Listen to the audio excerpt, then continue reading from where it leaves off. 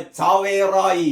ലക്ഷ്യത്തിലെത്തും മുമ്പ് സ്ഫോടക വസ്തു പൊട്ടിത്തെറിച്ചു എന്ന് നിഗമനം, 12 മരണമെന്നും പറഞ്ഞിട്ട് ആ ഇസ്ലാമിക ഭീകരരുടെ അതിക്രൂരമായ മുഖങ്ങൾ വെളിപ്പെടുത്തുകയാണ് മാതൃഭൂമി.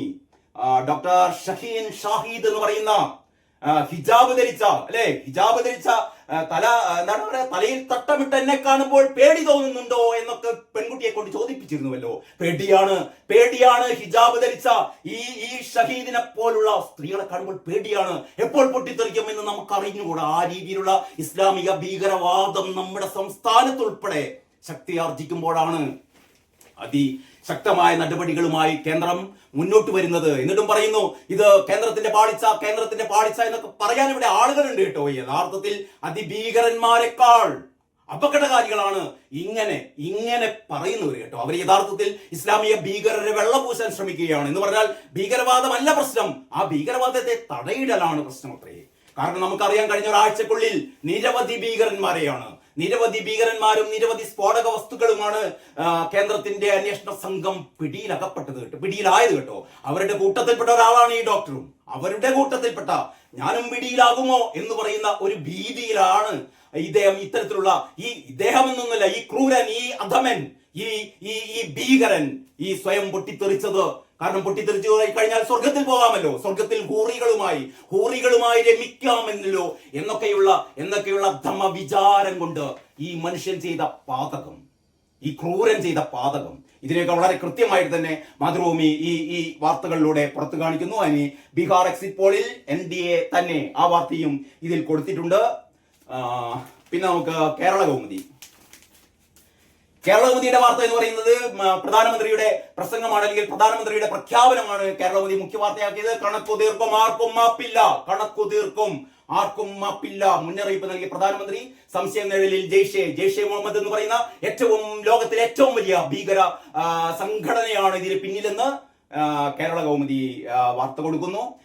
ഭീകരൻ ഡോക്ടർ ഉമർ നബി, എല്ലാവരും ഡോക്ടർമാരാണ് കേട്ടോ, ഡോക്ടർമാരാണ്, MBBS ഡോക്ടർമാരാണ് ഇവരൊക്കെ. ഈ ഭീകരവാദത്തിന് ചൂട്ടുപിടിക്കുന്നവർ, അല്ലാതെ പട്ടിണി പാവങ്ങളോ അതല്ലെങ്കിൽ താഴെക്കടയിലുള്ള ആളുകളോ ഒന്നുമല്ല. വൈറ്റ് കോളർ ടെററിസം ഇന്ത്യയിൽ ശക്തി പ്രാപിക്കുകയാണ്. യഥാർത്ഥത്തിൽ ഇവരൊക്കെ ചോദ്യം ചെയ്ത് കഴിഞ്ഞാലുണ്ടല്ലോ ഒരുപാട് അറസ്റ്റുകൾ കേരളത്തിലും നടക്കും കേട്ടോ. കാരണം കേരളത്തിൽ ഇതുവരെ, അതായത് നമുക്കറിയാലോ, ഈ വന്ദേ ഭാരത് ട്രെയിനില് കുറച്ച് സ്കൂൾ കുട്ടികൾ ദേശഭക്തി ഗാനം പാടിയപ്പോൾ ഇതിനെതിരെ മുറവിളി കൂട്ടി, അതിനെതിരെ പ്രതിഷേധിച്ച, ഇതിനെതിരെ ശബ്ദമുയർത്തിയ കേരളത്തിലെ സാംസ്കാരിക നായന്മാരൊന്നും മിണ്ടിയിട്ടില്ല കേട്ടോ. എല്ലാവരും വായിൽ പഴമാണ്. കാരണം ഇസ്ലാമിക ഭീകരർ ചെയ്താൽ മിണ്ടില്ല.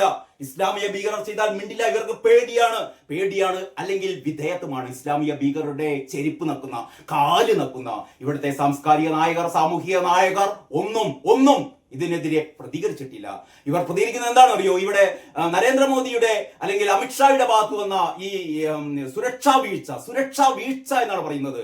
യഥാർത്ഥത്തിൽ സുരക്ഷാ വീഴ്ചയല്ല, കർശനമായ സുരക്ഷാ സംവിധാനങ്ങളോടെയാണ് ഈ നിരവധി വരെ കഴിഞ്ഞ ഒരാഴ്ചക്കുള്ളിൽ ഏറ്റവും വലിയ സ്ഫോടക വസ്തുക്കളുമായി, ആയുധ ശേഖരവുമായി ഏതാണ്ട് 12ഓളം പേരെയാണ്, ഇവരുടെ കൂട്ടാളികളായ 12ഓളം പേരെയാണ് പിടിയിലായത് കേട്ടോ. യഥാർത്ഥത്തിൽ ആ 12 പേരെ പിടിയിലകപ്പെട്ടില്ലായിരുന്നുവെങ്കിൽ, ഞാൻ കഴിഞ്ഞ വീഡിയോയിൽ പറഞ്ഞിരുന്നു, റൈസിൻ എന്ന് പറയുന്ന അതിമാരകമായ വിഷം ഉൽപ്പാദിപ്പിക്കാൻ വേണ്ടി ശ്രമിച്ചുകൊണ്ടിരിക്കുന്ന ഭീകര സംഘടനയിൽപ്പെട്ട ഡോക്ടർമാരുൾപ്പെടെ പിടിയിലായിരുന്നു. ഇവർ പിടിയിലകപ്പെട്ടില്ലായിരുന്നുവെങ്കിൽ പതിനായിരങ്ങളെ ഇവർ കൊല്ലുമായിരുന്നു. ഇവിടെ നരേന്ദ്രമോദി എന്ന് പറയുന്ന, അമിത്ഷാ എന്ന് പറയുന്ന നമ്മുടെ ഏറ്റവും പ്രിയങ്കരായ ഈ ആഭ്യന്തരമന്ത്രിയും പ്രധാനമന്ത്രിയും അവരുടെ നേതൃത്വത്തിലുള്ള സുശക്തമായ ഒരു ഭരണവും ഉള്ളത് കൊണ്ടാണ്, സുശക്തമായ സുരക്ഷാ സന്നാഹങ്ങളും ഉള്ളത് കൊണ്ടാണ് ഈ 10,000 ഇവിടെ കൊല്ലപ്പെടാതിരുന്നത് എന്ന് നിങ്ങൾ ഓർത്താൽ നല്ലത്. അതല്ലാതെ ഈ ഭീകരരെ വെള്ളപൂശാൻ വേണ്ടിയിട്ട് ഭീകരരെ കുറിച്ച് ഒരക്ഷരം പറയാതെ, ഇസ്ലാമിക ഭീകരർ എന്ന് പറയുന്ന വാക്കുപോലും പറയാതെ, അത് അമിത്ഷായുടെ തകരാറാണ്, അത് നരേന്ദ്രമോദിയുടെ തകരാറാണ്, അത് BJPയുടെ തകരാറാണ്, അത് RSSന്റെ തകരാറാണ് എന്ന് പള്ളി പോയി പറഞ്ഞാൽ മതി. അത്രേ പറയുന്നുള്ളൂ. അപ്പോൾ കേരളകൗമുദി ആ രീതിയിലാണ് വാർത്ത കൊടുത്തത്. അത് കഴിഞ്ഞത് N വാസു അകത്തായി എന്നാണ് കേരളകൗമുദി പറയുന്നത്. ശബരിമല സ്വർണ്ണക്കൊള്ള, ഉന്നതർ കുടുങ്ങുന്നതിന്റെ മണിമുഴക്കം എന്നാണ് MH വിഷ്ണുവിന്റെ സ്റ്റോറി കേട്ടോ. N വാസു അകത്തായി, സ്വർണം ചെമ്പാക്കിയത് ചെമ്പ് വാസു. ഇവർ സാധാരണ ഈ ചെമ്പ് ഗോപി എന്ന് സുരേഷ് ഗോപിയെ പരിഹസിക്കാറുണ്ടല്ലോ, അന്തംഗമ്പികളും സുഡാപ്പികളും ഒക്കെ. സുരേഷ് ഗോപി ഒരു വഴിപാട് നടത്തിയതായിരുന്നു. വഴിപാട്, ആ വഴിപാടിൽ സ്വർണം കുറഞ്ഞു പോയി, അതിൽ ചെമ്പ് കൂടിപ്പോയി എന്നും പറഞ്ഞിട്ട് സുരേഷ് ഗോപിയെ ചെമ്പ് ഗോപി എന്ന് പറയുന്ന ഒരുപാട് അന്തംഗമ്മികളുള്ള നാടാണ് നമ്മുടെ കേട്ടോ. ഇനി സുരേഷ് ഗോപിയെ ചെമ്പ് ഗോപി എന്ന് പറയുന്നതിന് പകരം നിങ്ങളുടെ സ്വന്തം നേതാവിനെ വാസുവിനെ വിളിക്കണം ചെമ്പ് വാസു എന്നോ. ചെമ്പ് വാസു വെറും ചെമ്പല്ല, അമ്പലക്കള്ളൻ ചെമ്പ് വാസു എന്ന് വിളിക്കണം കേട്ടോ. സുരേഷ് ഗോപിയെ ചെമ്പ് ഗോപി എന്ന് വിളിക്കുന്ന നിങ്ങളെ കുറിച്ച് ഓർത്ത് സഹതപിക്കാനേ പറ്റുന്നുള്ളൂ. ഏറ്റവും വലിയ ചെമ്പുകൾ നിങ്ങളുടെ കൂട്ടത്തിലാണ് എന്ന് ഇത് ഞാനോ അല്ലെങ്കിൽ ഈ നാട്ടിലെ മറ്റ് സാധാരണ ജനങ്ങളല്ല പറയുന്നത്, നീതിപീഠം പറയുകയാണ്. അവർ പ്രഖ്യാപിച്ച അവരുടെ നേതൃത്വത്തിലുള്ള അന്വേഷണ സംഘമാണ് പറയുന്നത്. ചെമ്പ് ഗോപിയല്ല, ചെമ്പ് വാസുവാണ്, ചെമ്പ് പിണറായിയാണ്, ചെമ്പ് CPM ആണ് എന്ന്. അത്രയുമാണ് കേരള മോദി പറയുന്നത്. നമുക്ക് മാധ്യമം നോക്കാം. മാധ്യമത്തിന്റെ തലക്കെട്ട് ഡൽഹി സ്ഫോടനം ആക്രമണം ആകസ്മികം എന്ന് പറയുന്നത്. ആക്രമണം ആകസ്മികം, ചാവേർ ആക്രമണമല്ലെന്ന് സുരക്ഷാ ഉദ്യോഗസ്ഥരെ കൂട്ടിപ്പിടിച്ചത് ചാവേർ ആക്രമണമൊന്നുമല്ല എന്ന് മാധ്യമം ആശ്വസിക്കുന്നു. നമുക്ക് മനസ്സിലാക്കാം മാധ്യമം എന്താണെന്ന് ഈ നാട്ടിലെ വായനക്കാർക്കൊക്കെ അറിയാം. സംശയമുന ഡോക്ടർ ഉമർ നബിയിലേക്ക് എന്ന് പറയുന്ന വാർത്തയുണ്ട്. ബോർഡ് മുൻ പ്രസിഡന്റ് എൻ വാസു റിമാൻഡിൽ. ശബരിമല സ്വർണ്ണ കവർച്ച ബോർഡ് മുൻ പ്രസിഡന്റ് എൻ വാസു റിമാൻഡിൽ. അറസ്റ്റിലായത് കട്ടിലപ്പടിയിലെ സ്വർണം കവർന്ന കേസിൽ ബീഹാർ എക്സിറ്റ് പോളിൽ NDA. ഇത്രയുമാണ് മാധ്യമത്തിലെ ഒന്നാം പേജ് പറയുന്നത്. ഇനി നമുക്ക് നമ്മുടെ സ്വന്തം പത്രം ദേശാഭിമാനി എന്ന് പറയുന്ന ഈ പത്രത്തിന്റെ തലക്കെട്ട് കണ്ടില്ലേ നിങ്ങൾ? ഗുരുതര വീഴ്ച എന്നാ പറയുന്നത് കേട്ടോ. ഗുരുതര വീഴ്ച നോക്കണം നിങ്ങൾ. ഇവിടെ ഇസ്ലാമിക ഭീകരർ നടത്തിയ ഈ വലിയ സ്ഫോടനത്തെ കുറിച്ച് ഇവർ മിണ്ടുന്നില്ല, അവരെ വെള്ളപൂശുകയാണ് എന്ന് പറയുന്നു. ഗുരുതര വീഴ്ച. ഇത് നരേന്ദ്രമോദിയുടെ വീഴ്ചയാണ്, ഇത് BJPയുടെ വീഴ്ചയാണ്, അല്ലാതെ ഇസ്ലാമിക ഭീകരർ, പാവങ്ങൾ ഇസ്ലാമിക ഭീകരർ ഞമ്മന്റെ ആൾക്കാർ എന്നാണ് പറയുന്നത്. ഇസ്ലാമിക ഭീകരരെ കുറിച്ച് ഒരു വാക്ക് പോലും പറയാതെ, അവർ ചെയ്ത നടപടിയെ അപലപിക്കാതെ തലക്കെട്ട് കണ്ടില്ലേ? ഗുരുതര വീഴ്ചയത്രേ. ഞാൻ നേരത്തെ പറഞ്ഞ പോലെ 12ഓളം അതിഭീകരന്മാരെ പിടികൂടിയിട്ട് കിലോ കണക്കിന് സ്ഫോടക വസ്തുക്കൾ പിടിച്ചെടുത്തിട്ട് ഒരുപാട് ആയുധങ്ങൾ പിടിച്ചെടുത്തിട്ട് അക്കൂട്ടത്തിൽപ്പെട്ട് പിടിയിൽ അകപ്പെടാതെ പോയ ഒരാൾ, അയാൾ ചെയ്ത ഒരു പാതകം, അതിനെയാണ് പറയുന്നത് ഗുരുതര വീഴ്ച എന്ന്. ഈ പത്രമൊക്കെയാണ് യഥാർത്ഥത്തിൽ ഭീകരന്മാരെക്കാൾ അവർക്ക് കുട പിടിക്കുന്ന, അവർക്ക് ചൂട്ടുപിടിക്കുന്ന ഈ ദേശാഭിമാനി പത്രത്തേക്കാണ് നമ്മൾ ഭയപ്പെടേണ്ടത് കേട്ടോ. ഗുരുതര വീഴ്ച. ഫരീദാബാദിൽ സംഘാംഗങ്ങളെ പിടികൂടിയിട്ടും ജാഗ്രത ശക്തമാക്കിയില്ല എന്ന് പറയുന്നത്. പിടികൂടിയിട്ടും, അപ്പൊ പിടികൂടിയതിനെ കുറിച്ച് ഇവരൊന്നും പറയുന്നില്ല. പിടികൂടിയിട്ടും ജാഗ്രത ശക്തമാക്കിയില്ല അത്രേ. എന്നിട്ടൊക്കെയാണ് ഈ കാര്യങ്ങൾ ഇങ്ങനെ പറയുന്നത്. സ്ഫോടക വസ്തുക്കളുമായി ഫരീദാബാദ് ഭീകര സംഘത്തെ പിടികൂടിയിട്ടും 30 കിലോമീറ്റർ മാത്രം അകലെയുള്ള ഡൽഹിയിൽ ആവശ്യമായ സുരക്ഷ ഒരുക്കിയില്ല എന്നൊക്കെയാണ് പറയുന്നത്. പിന്നീട് വാസു അറസ്റ്റിലുണ്ട് കേട്ടോ. വാസു അറസ്റ്റിൽ എന്നുള്ളത് ദേശാഭിമാനി പത്രം വായിക്കുന്നവർ ഒരു ലെൻസ് കൂടി കൈ കരുതണം കേട്ടോ. ഒരു ലെൻസ് പിടിച്ചിട്ട് ഇങ്ങനെ വായിക്കണം. ഇതിലിതാ ചെറിയൊരു ഇയാൾ പറയുന്ന മാതിരി, നമ്മുടെ കുതിരോട്ടമ്മ പറയുന്ന മാതിരി, മൈദീന ചെറിയ സ്പാനർ എടുത്തോ എന്ന് പറയുന്ന മാതിരി ആ ചെറിയ വാർത്ത ദേശാഭിമാനിക്ക് ചെറിയ വാർത്തയാണ്. അങ്ങനെയല്ലേ കൊടുക്കാൻ പറ്റൂ?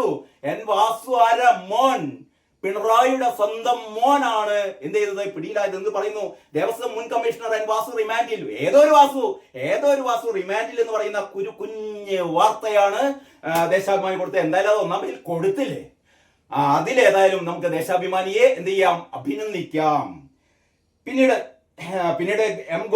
നമ്മുടെ അപ്പം ഗോവിന്ദന്റെ ഒരു കോമഡി ഉണ്ട്. അത് ഞാൻ മറ്റൊരു വീഡിയോയിൽ പറയാം. ഇതിൽ താങ്ങില്ല, അതുകൊണ്ട് അത് ഞാൻ വിട്ടേക്കുന്നു.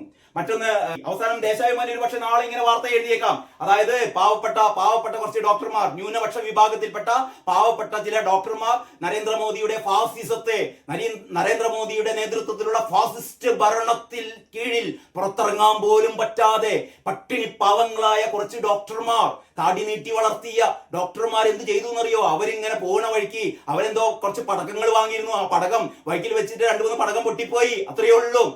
എന്നിട്ടാണ് അവരെ ഭീകരർ എന്ന് പറയുന്നത് എന്നൊക്കെ ഒരു പക്ഷെ നാളെ ദേശാഭിമാനി എഴുതിയേക്കും കേട്ടോ. മാധ്യമം എഴുതുന്നതിനേക്കാൾ വലിയ വെണ്ടക്ക നിരത്തി ദേശാഭിമാനി എഴുതിയേക്കാം. അപ്പോഴൊന്നും നമ്മൾ ഞെട്ടണ്ട, അങ്ങനെ ഒക്കെ ചെയ്യും. പക്ഷേ മറക്കരുത്, അടുത്ത 9, 11 തീയതികളിൽ, ഡിസംബർ 9, 11 തീയതികളിൽ കേരള ജനത വിധി എഴുതാൻ പോവുകയാണ്. തീവ്രവാദത്തെ പ്രോത്സാഹിപ്പിക്കുന്ന നിങ്ങൾക്കെതിരെ, തീവ്രവാദത്തെ കുടപിടിക്കുന്ന നിങ്ങൾക്കെതിരെ,